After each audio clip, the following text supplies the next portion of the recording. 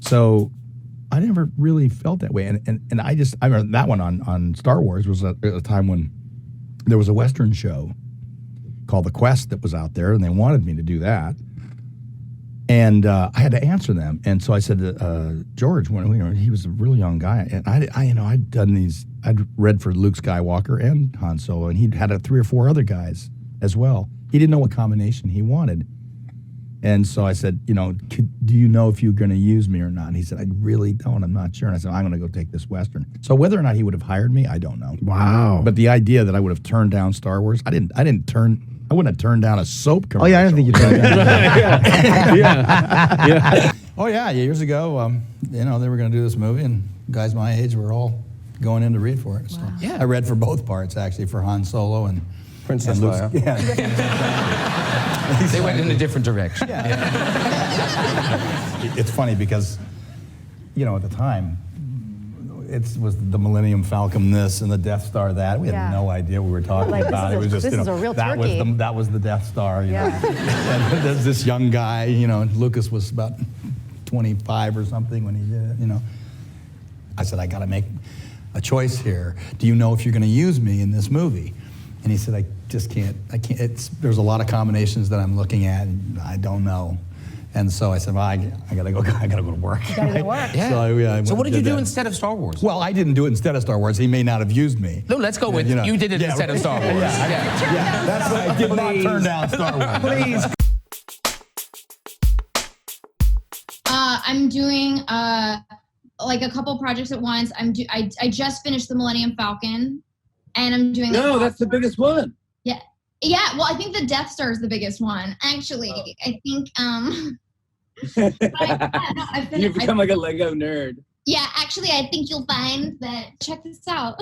Holy mackerel! Hi. Oh, that's just you. Hi. Oh my gosh, it's I love beautiful. I'm like weirdly attached to it. Like, I'm gonna like take it apart, and I'm gonna like give it to a kid when this is all over. But like, it's hard for me to not want to like build a shelf of like all the Legos that I made, because I do feel like weirdly proud of it. Like when you make an IKEA piece of furniture and you're like, maybe I'm a carpenter.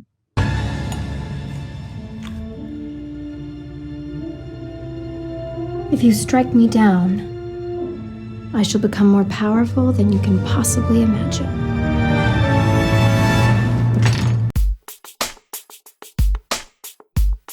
I'd like to think that I could be part of the Star Wars phenomenal thing. Sure. You know what You I think mean? you could fit into that whole franchise? I do. I want to be one of the droids, like a voice of one of the droids.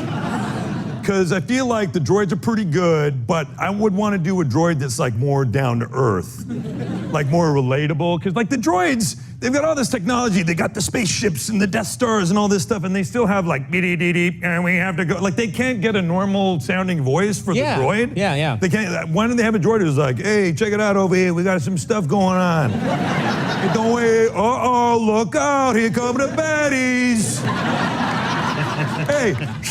Hey, guys, get over here. Hey, fellas, get over here. Grab your stick balls. We're gonna have a real punch up here. Yeah, you know? this.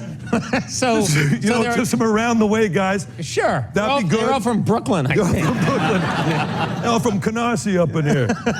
But we would have that, or I thought that maybe, why don't you do, like, I could do one that would be much more sort of authoritative. He'd be like, uh-oh, looks like we got trouble coming. You know, like a real, like, sort of like a V, just like a heavy sort of announcery kind of like. Yeah, it does, it does sound like. It would be, he's just like, guys, tune up your lightsabers. We're gonna have a real melee. You know what I mean? Talk to J.J. Abrams. I got you in. I love J.J. Abrams. That was awkward. We'll take. That did not flow naturally at all. That came across as desperate. Can I get one more shot at that? Yes. Oh, that's funny. J.J. Abrams, I love that guy.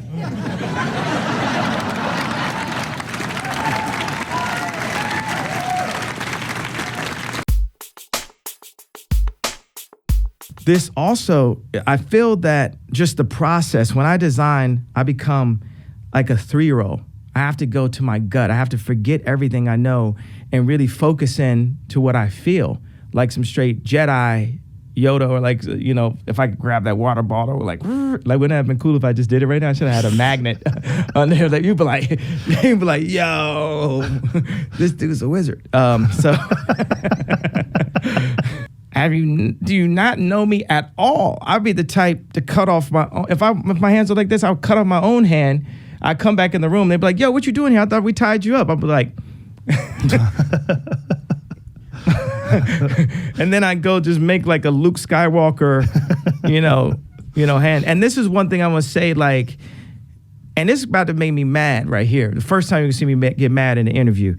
They said that George Lucas's prequels are worse than the corporate-made Disney Star Wars. I'll get mad at that too. Like that's fucking ridiculous. Revenge of the Sith. We saw how Darth Vader was made. Yeah. Like, I watched that like 10 times during COVID. Like, don't jump, Anakin. No. I got the high ground. Those early movies were pure.